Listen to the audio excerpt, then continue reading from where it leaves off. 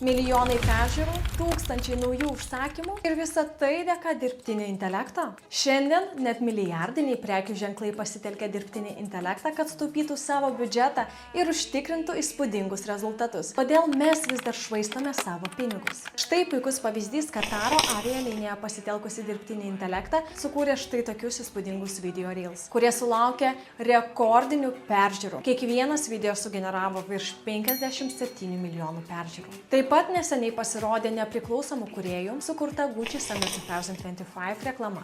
Ji atrodo taip profesionaliai, kad lengva pamanyti, jog joje filmuojasi tikri žmonės. Naudojant Sora įrankį, kūrėjai atkūrė autentišką Gucci estetiką. Mano nuomonė, generatyvus dirbtinis intelektas suteikia prekių ženklams galimybę sparčiau kurti turinį, sutaupyti biudžetą, išlaikant unikalų identitetą. Lietuvoje šis potencialas milžiniškas ir dar neišnaudotas. Bet kodėl mes Lietuvoje vis dar žiūrime į tai konservatyviai? Gal metas keisti požiūrį? Prisijunk prie Neurostart mokymų, kartu išmoksime, kaip dirbtinis intelektas gali dirbti tavo naudai.